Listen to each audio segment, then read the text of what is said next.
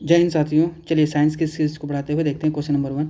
तो हमारा पहला क्वेश्चन कह रहा है कि पेट्रोल से लगी आग को बुझाने के लिए प्रायः जल का इस्तेमाल नहीं किया जाता है। तो ऐसा क्यों होता है? क्योंकि पेट्रोल और जल जो है ये अमिश्रणीय होते हैं, यानी ये आपस में मिलते नहीं हैं।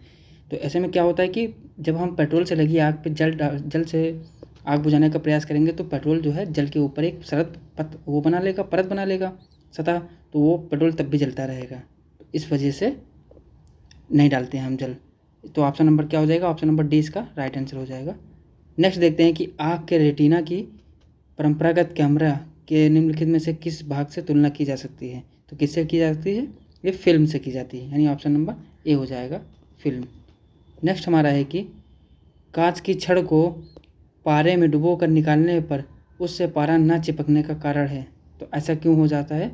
तो क्योंकि ससंजक बल का अधिक होना, ससंजक बल के अधिक होने के कारण ऐसा होता है। तो ऑप्शन नंबर ए इसका राइट आंसर हो जाएगा, ऑप्शन नंबर ए। नेक्स्ट हमारा है कि निम्न गैसों में से कौन सी एक रक्त के हीमोग्लोबिन से ऑक्सीजन आसानी से मिल जाती है? तो कौन सी आसानी से मिल जाती है बताइए? ये मिलती है कार्बन मोनोऑक्साइड, यानी ऑप्शन नंबर सी इसका राइट आंसर हो जाएगा, कार्बन मोनोऑक्साइड। नेक्स्ट हमारा है कि यदि एक ऋणात्मक बिंदु आवेश स्थिर है तो विद्युत बल रेखाएं होती हैं। तो विद्युत बल रेखाएं जो है वो कैसी होती हैं? तो वो आवेश की ओर अभिसारित सरल रेखाएं होती हैं। किसकी ओर? आवेश की ओर। Option number C right answer हो जाएगा इसका। नेक्स्ट हमारा है कि वे रासायनिक अभिक्रियाएं जो दोनों दिशाओं में हो सकती हैं क्या कहलाती हैं? जो दोनों दिशाओं में होती हैं उनको हम क्या कहते हैं? उनको उत्क्रमणीय अभिक्रियाएं कहते हैं। ऑप्शन नंबर ए इसका राइट आंसर हो जाएगा, ऑप्शन नंबर ए। नेक्स्ट हमारा है कि दूरदृष्टि दोष वाले व्यक्ति के संबंध में निम्नलिखित कथनों में से कौन सा कथन एक सही है? दूरदृष्टि वाले ने पूछा है, तो क्या हो जाएगा इसका? निकट के पिंडों का प्रतिबिंब रेटिना के पीछे फोकस होता है, इस वजह से दूरदृष्टि वाले व्यक्ति के संबंध में ये कथन आपका सही हो जाएगा। कौन सा? ऑप्शन नंबर सी। नेक्स्ट हमारा है कि डेसिबल किसकी इकाई है? बताइए, डेसिबल किसकी इकाई है? ये ध्वनि की तीव्रता होती है। किसकी? ध्वनि की तीव्रता। ऑप्शन नंबर बी इसका राइट हो जाएगा। नेक्स्ट हमारा है कि फ्रेन जिसका उपयोग प्रशीत द्रव के रूप में किया जाता है का रासायनिक नाम क्या है? बताइए, इसका रासायनिक नाम क्या होता है? CFC बोलते हैं ना, chlorofluoro hydrocarbon. Option number C हो जाएगा इसका, क्लोरोफ्लोरो हाइड्रोकार्बन। अगला है कि एंगस्ट्रॉम क्या मापता है? बताइए, एंगस्ट्रॉम क्या मापता है? तो एंगस्ट्रॉम जो है तरंग दैर्ध्य मापता है। एंगस्ट्रॉम तरंग दैर्ध्य को मापता है। Option number B right answer हो जाएगा। नेक्स्ट हमारा है कि फ्यूज़ का तार बना होता है। फ्यूज़ का तार बताइए किस चीज़ का बना होता है? तो ये बना होता है शीशा और टिन का। ऑप्शन क्या हो जाएगा इसका? सी राइट आंसर हो जाएगा, शीशा और टिन, शीशा और टिन। नेक्स्ट हमारा है कि खारे पानी में निम्नलिखित में से क्या उपस्थित है? तो खारे पानी में क्या उपस्थित होता है? इसमें कैल्शियम होता है, कैल्शियम। ऑप्शन नंबर ए इसका राइट आंसर हो जाएगा, खारे पानी में कैल्शियम होता है। अगला हमारा है कि धातुओं के सल्फेट के कारण पानी के स्थायी खारेपन को दूर किया जा सकता है। तो बताइए किसके कारण दूर किया जा सकता है? तो ये आपका हो जाएगा जियोलाइट्स।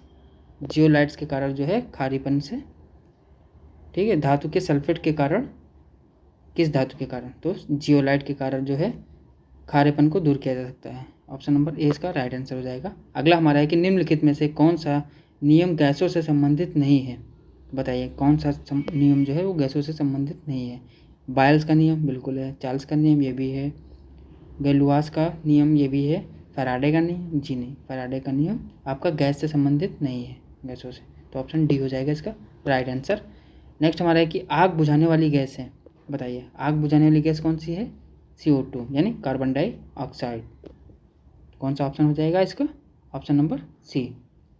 अगला हमारा है कि निम्नलिखित में से कौन सा पदार्थ प्राकृतिक रूप से खट्टा है? तो प्राकृतिक रूप से खट्टा कौन सा है? सिरका। तो पता ही आपको, ठीक। लेकिन इसमें कौन सा अम्ल होता है सिरका में? तो एस्टिक अम्ल होता है इसमें। किसमें? सिरका में एस्टिक अम्ल होता है। नेक्स्ट हम देखते हैं कि निम्नलिखित में से कौन सी धातु प्राकृतिक रूप से मुक्त अवस्था में पाई जाती है? बताइए प्राकृतिक रूप से मुक्त अवस्था में पाई जाने वाली धातु कौन सी है? वो आपकी है सोना। सोना जो है ये प्राकृतिक रूप से मुक्त अवस्था में पाई जाती है। नेक्स्ट हमारा है कि मानव का मस्तिष्क लगभग कितने ग्राम का होता है? बताइए, इसमें भी डिफरेंस होता है। लड़कियों का कम होता है और लड़कों का ज़्यादा होता है, भगवान ने ही बनाया है ऐसा। मस्तिष्क का वजन, तो मस्तिष्क का मानव का मस्तिष्क लगभग कितने ग्राम का होता है? तो 1350 ग्राम का, लगभग 1400 से 1350 ऐसा होता है। तो 1350 हम मान के चलते हैं इसमें। Option number A right answer हो जाएगा, 1350 ग्राम। अगला हमारा है कि हैजा का क्या कारण है? तो हैजा क्या होता है बताओ? बैक्टीरिया होता है, वायरस होता है, फफूंद होता है या शैवाल होता है? तो वो एक तरीके का जीवाणु यानी बैक्टीरिया होता है। हैजा जो है बैक्टीरिया होता है। नेक्स्ट हमारा है कि वायुमंडल की बाह्यतम परत को क्या कहते हैं? वायुमंडल की बाह्यतम परत को क्या कहते हैं? इसको एक्सोस्फीयर बोलते हैं, एक्सोस्फीयर। ऑप्शन नंबर ए इसका राइट आंसर हो जाएगा। बाह्यतम परत को या वायुमंडल भी बोलते हैं हिंदी में। अगला हमारा है कि कांच पर लिखने के लिए किस अम्ल का प्रयोग किया जाता है?